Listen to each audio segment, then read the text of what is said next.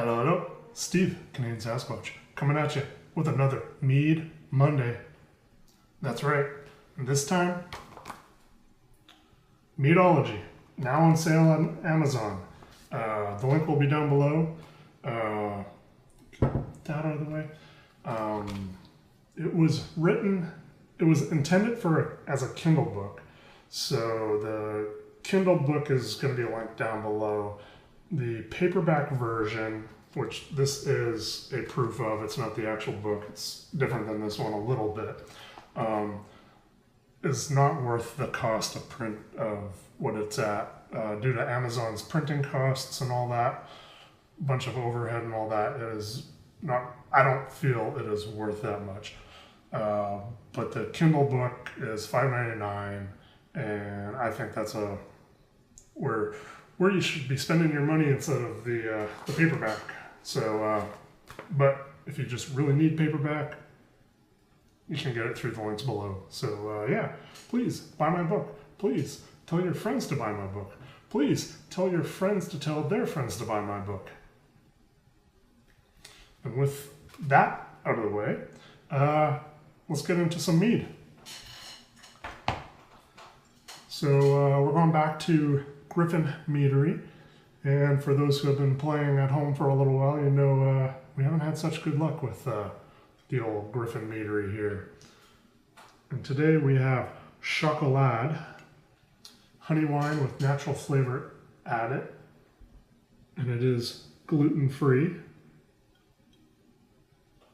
so that's good. Don't want any of that glutens in my mead. Alcohol is 12%. And this one actually does have a bottling date. So holy cow. I am going to assume it is a chocolate mead based off of the name, Schokolade. And I can tell you it is not clear. And it's been my experience with chocolate meads that you really do want to mix them because all the chocolate sinks to the bottom. With the Griffins, they aren't very clear to start with, and they quite often have sludge, so I'm not going to be mixing, I'm just going to pour them. And with that, let's crack it open. I'm going to pop, and they do use the fake corks. So, also known as Zorks. So, that's not a bad thing, it's not a good thing, it's just a thing they do.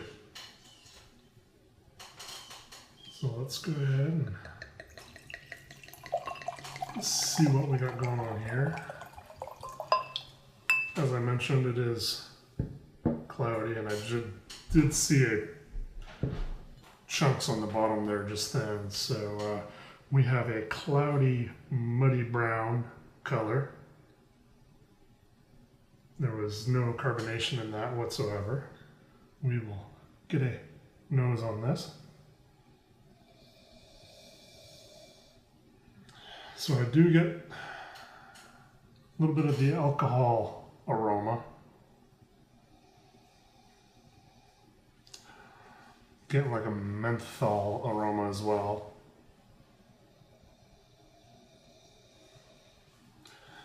Maybe some dark raisin.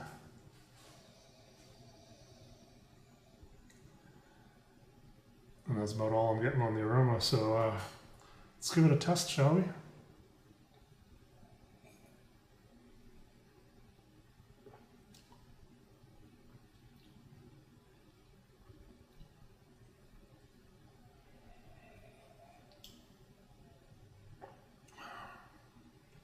So the first sip reminded me of fish. So I'm not sure where to go from there.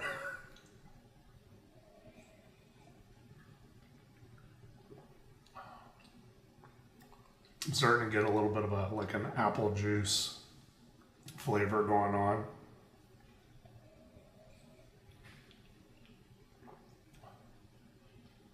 It's probably medium full-bodied.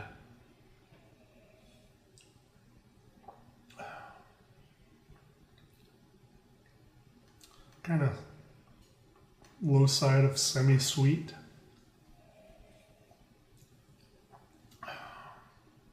I'm not sure why I got that fish flavor right off the bat. I'm not picking that up anymore, but yeah, that first sip was fish.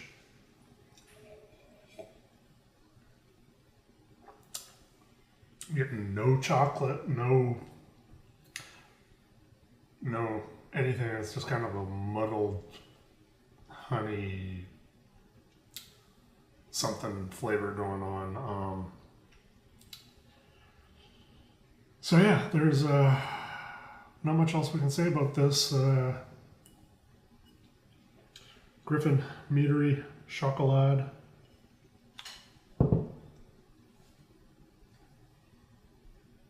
Unfortunately, it's another thumbs down from these guys. Yeah, not good. So, moving on from that, of course, is your guys' questions. And one of the questions that I get asked regularly is about racking, and that is simply the process of moving the mead from one vessel to another. How to do it, when to do it, how frequently to do it, all that stuff. So thought I would start off by showing a couple different systems for racking. So when you first start off, you'll probably end up with something that looks like this. It is a hard tube, and then you attach it to a flexible tube that's has the 90 degree, and this is called a racking cane because, well, it looks like a little walking cane or a candy cane or any kind of cane, really. So what you do is, the safest way to use this is to fill it up with some sanitizer like Star San, something that's no rinse. If you don't have that, then some distilled or boiled water to make sure that it is free of bugs.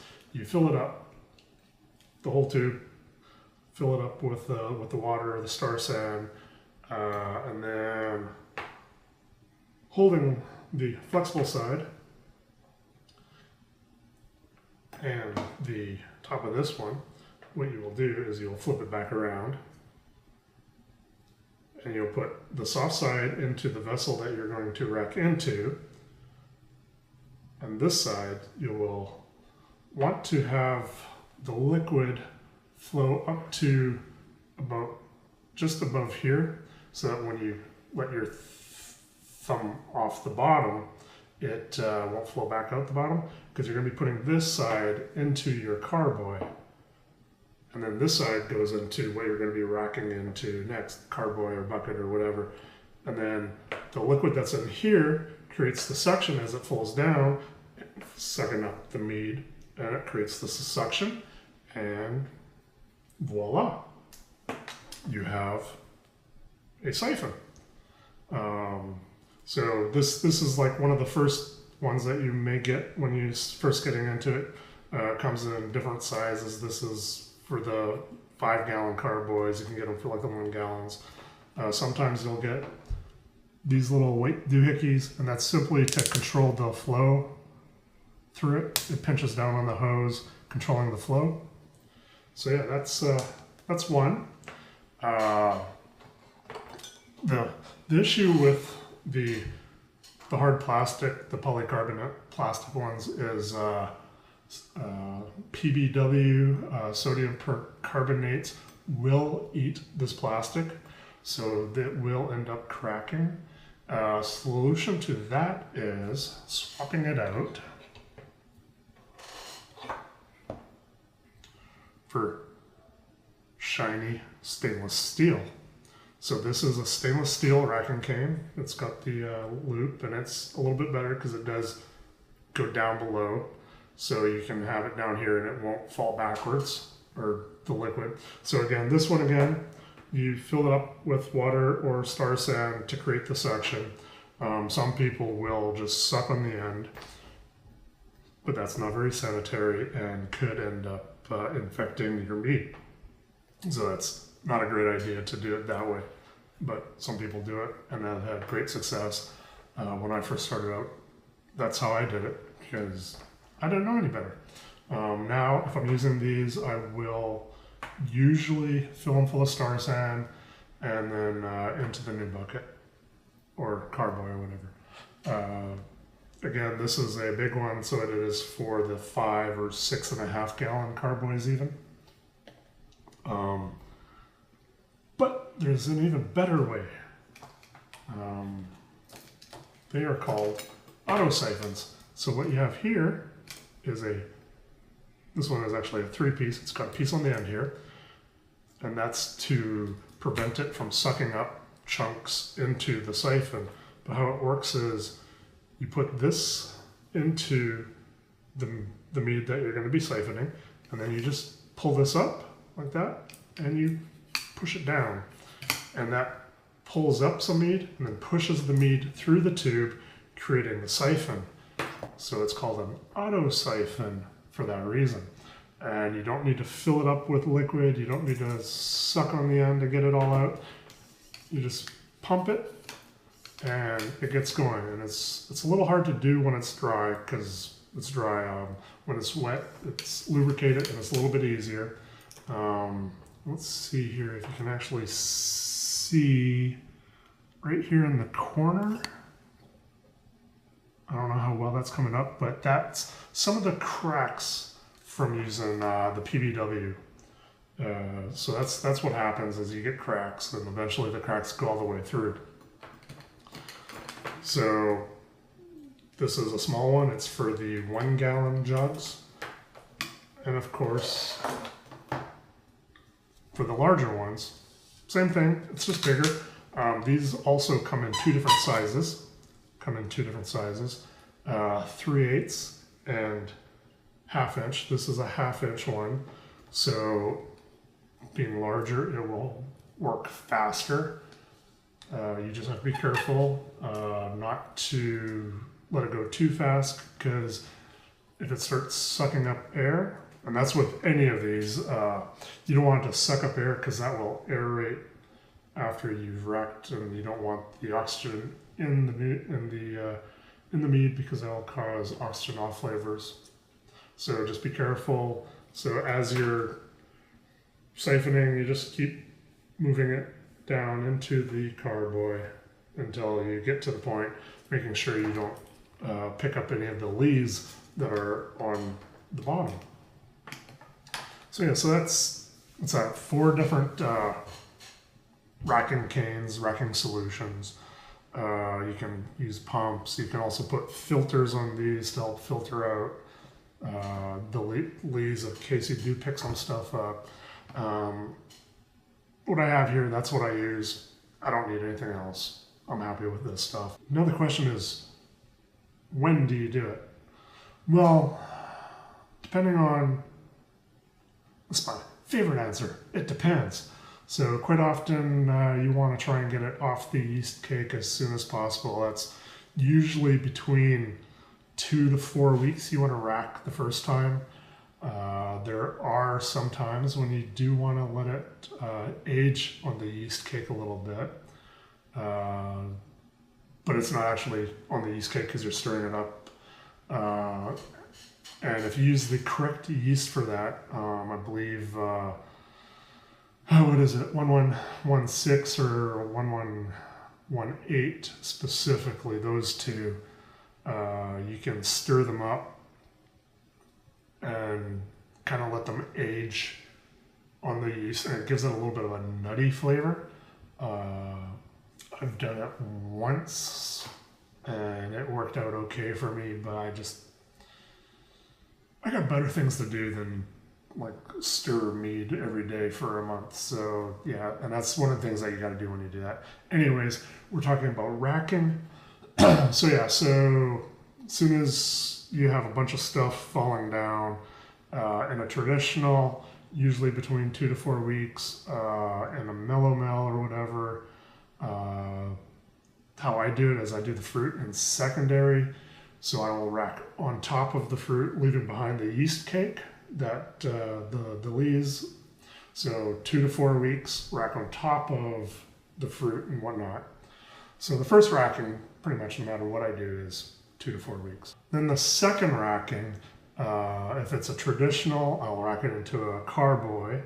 That way I can watch it, and as it clears down, I'll be able to see the lees on the bottom build up. And when depending on how clear it gets, like if it gets crystal clear, I'll rack it as soon as that happens.